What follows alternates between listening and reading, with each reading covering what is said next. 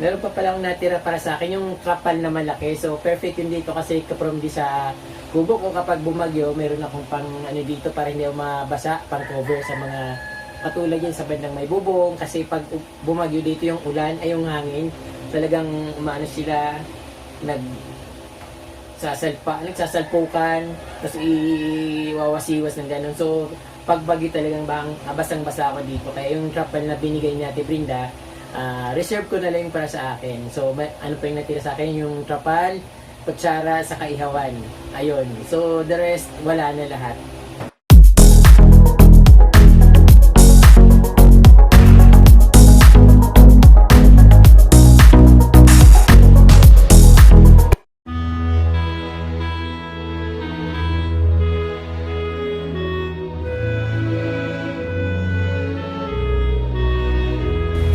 Mga kabromdi, hindi pa rin naubos yung aking ano dito, relief at tulong na binigay ni Ate Brenda. So, ngayon nandito yung bayaw ko na senior citizen. So, pinakamatanda akong kapatid. So, matagal ko nang gustong pumunta doon. Kaso, palaging maulan at hindi ako makalabas dito sa kubo. So, dito lang ako sa paligid. So, ngayon, yung instead na pupunta ako doon dahil dinalaw nila ako dito, yung bayaw ko, yung asawa ng kapatid ko, ipapadala ko na lang, abot ko na lang sa kanya, pati yung sa mga pamangkin ko, sa apo ko.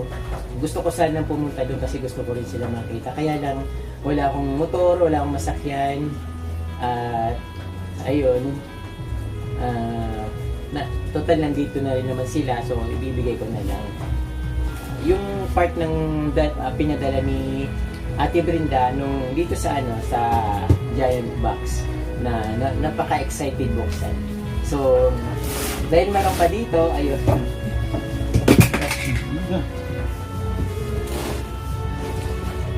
So, na-excite pa rin ako kapag hindi magbukas kahit na alam ko ng laman nito. Siyempre pagdating sa pagbibigay, masaya ako. Kahit na pinadaan lang ito sa akin, dumaan lang sa akin yung laman ng box, siyempre masayang-masaya ako kapag nakakabahagi ako. So, ayun. Salamat po Ate Brinda sa binigay niyo ulit. At ito, mayroon pa rin akong natitira dito at bibigyan ko sila.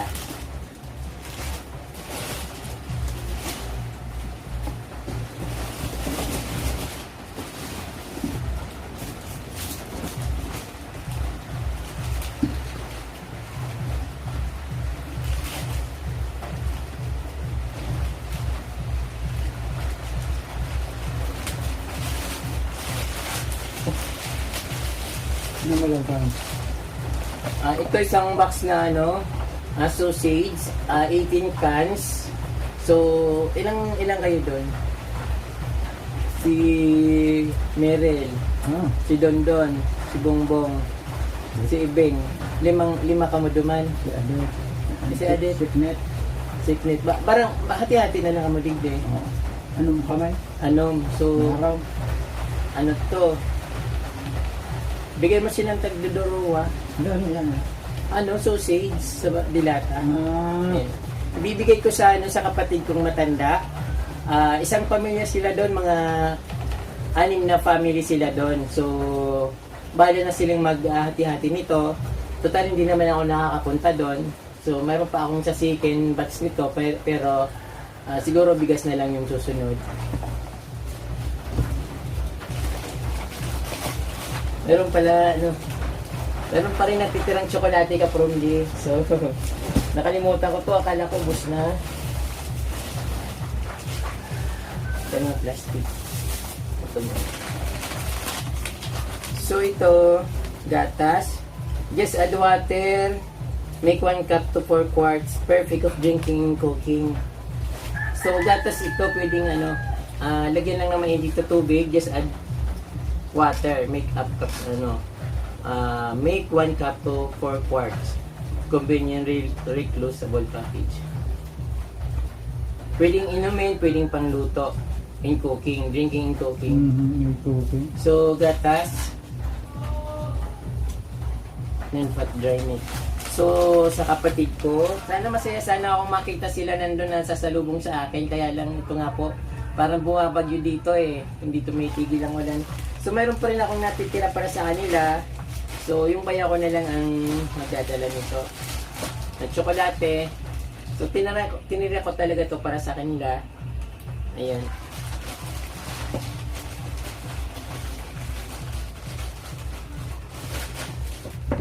Wala na.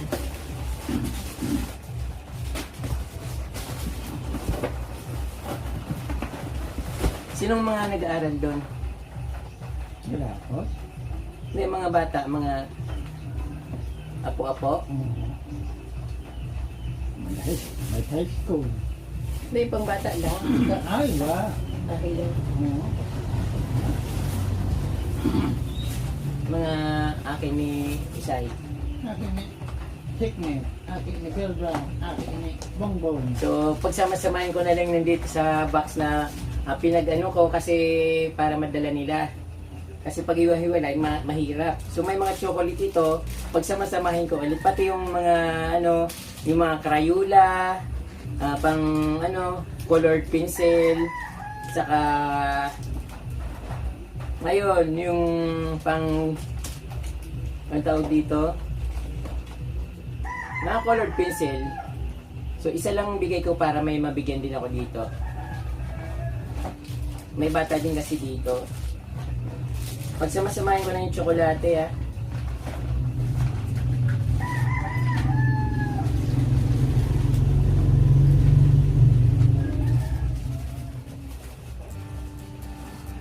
Sabon.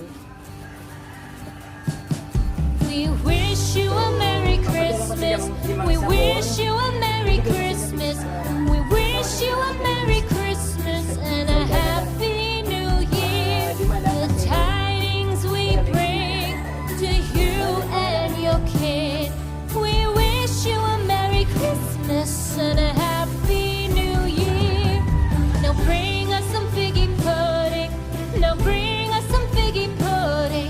Now bring us some figgy pudding and bring it out here. The tidings we bring to you and your kid.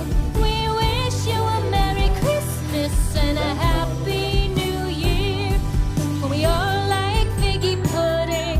For we all like figgy pudding.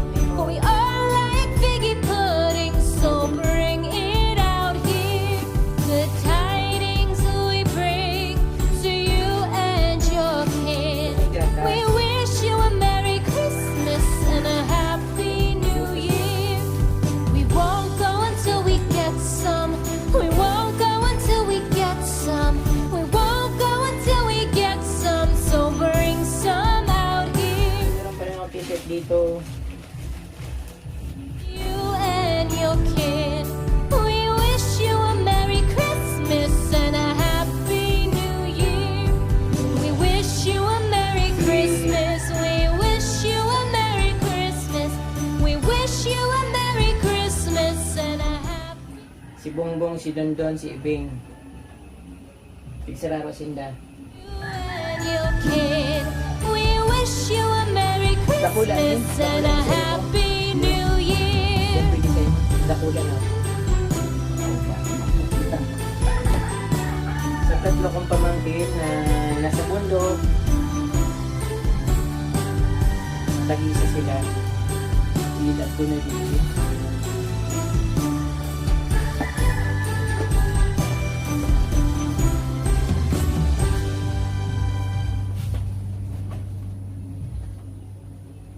Dahil mga ganyan kaipuhan naman. Ano? Colored pencil. Tapos?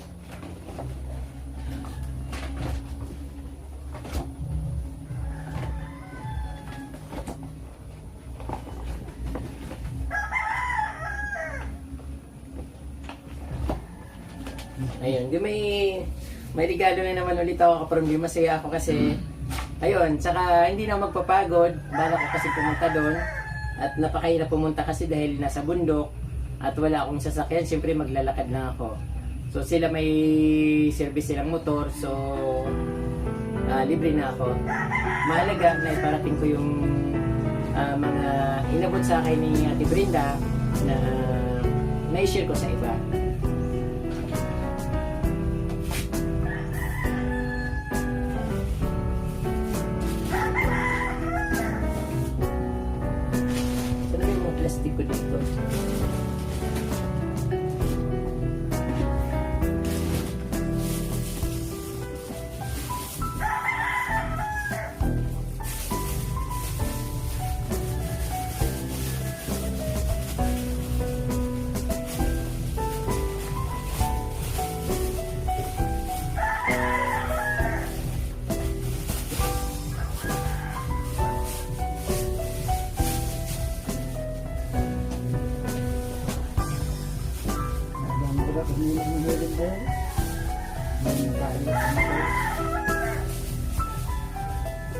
So, ayun dahil wala pa akong sweldo, ito lang muna yung papabot ko sa kapatid ko. So, bahay na sila mag-hati-hati nito doon. At, ayun, Pasko, siyempre, pag nasa malayong lugar, pag may dumating sa kanila, kahit pa paano masaya sila. Lalo ngayong pag Pasko dahil wala silang ibang mapupuntahan, walang magpapamasko sa kanila kundi kami rin, at siyempre wala naman ibang magbibigay sa kanila kundi ako, kung sino mayroon. Yun lang yun ang disadvantage sa aming mga hirap. So ito mga kaprom, di binalot ko na yung sabon, school supplies, t-shirt, may gatas, yung sausage na isang box, pinadala ko na 18 pieces yon.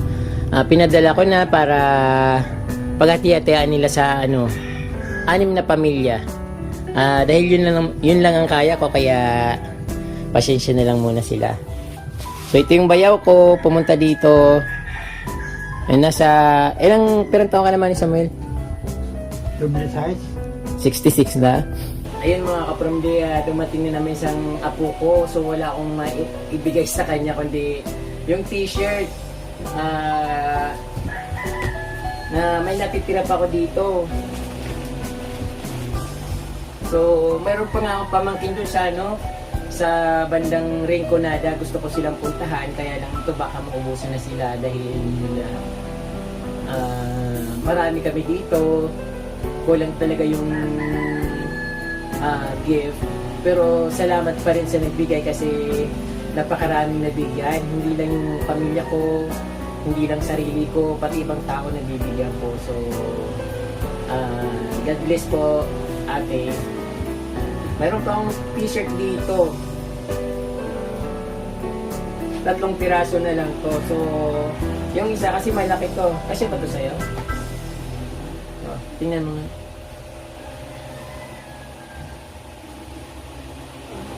Sakit ba? Pag nagtaba ka naman, di ba pwede na yan? Magpataba ka. Ay, sa'yo na yan. Sige na, sa'yo na yan. So, gusto ko ibigay ko to dun sa sa pamangking ko dun sa Rinconada. Namimiss ko rin sila dun. So, ito na lang talaga kapamdi. Wala yung para sa akin, wala. So, yung natira sa akin yung ihawan sa kutsara. Yun na lang yung sa akin. Ayun. Meron pa palang natira para sa akin yung kapal na malaki. So, perfect yun dito kasi kaprom di sa kubo ko kapag bumagyo, meron akong pang dito para hindi ako mabasa, pang cover sa mga katulad yan sa bandang may bubong. Kasi pag bumagyo dito yung ulan, ay yung hangin, talagang sila, nagsasalpukan, tapos iwawasiwas ng ganun. So, pag bagyo talagang basang-basa ako dito. Kaya yung trapal na binigay ni Ate Brinda, reserve ko na lang para sa akin. So, ano pa yung natira sa akin? Yung trapal, kutsara, sa kaihawan. Ayun. So, the rest, wala na lahat. Then, ayun. Ito sa'yo na yan. Ayun po mga kapramdi, ubos na yung laman ng box. So, yung mga dapat bigyan na bigyan ko na, although marami pa rin bibigyan. At napakalaking tulong po yun sa amin. Sa akin kahit wala na kasi yun po ang ni Ate Brinda, pinaparaan niya lang naman sa akin. So, masaya po ako na ginagamit po ako ni Ate Brinda para maiparating niya yung tulong niya sa pamamagitan ko po. At syempre, si God po yung may kagustuhan na magbigay siya ng mga gift na kahit konti makakatulong. So ayun na, sobrang sama ng pakiramdam ko ngayon. Yung lalamunan ko, parang hindi ako makahinga, wala naman akong lagnat, uminom ako ng hot water. Saturday pumunta ako dun sa malayong lugar dahil nga pinikap ko yung pinadala ni Ate Brenda. So, paggaling pa lang dito, hindi yun naman umuulan, tapos nung medyo kalagitnaan papuntang bayan, lakas-lakas ng ulan. So, sumakay ako ng bus papunta dun sa city. Yung basa ako, pagkatapos pag-uwi ko dito, ay inulan na naman ako kaya parang yun ang isang manang pakiramdam ko ngayon. But anyway, masarap makatulong mga ka-From Day. Kung gusto nyo makibahagi sa aking pagtutulong sa mga binibigay ni Ate Brenda, open naman po kung gusto nyo, yung gusto nyo lang. So ito po yung aking GCash 0927-499-5118. So kahit mga barya-barya lang, so mapasaya man lang natin yung nandito yung mga kailangan ng pasahing dito dahil Pasko na. Yung gusto lang makibahagi ng Pasko.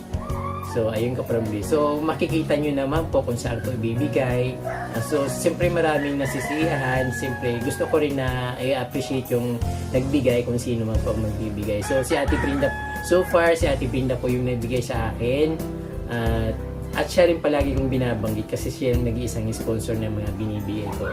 Salamat po ulit ka-From Day at pagpalain po nawa tayo ng buong may kapal na ayun, makagawa tayo palagi ng mabuti sa ating kapwa, lalo ngayon nag-celebrate tayo ng Christmas season kung saan ay ipinagdiriwang natin ang kapanganakan ni Jesus at yung ano nga po natin, yung traditional na nagbibigayan.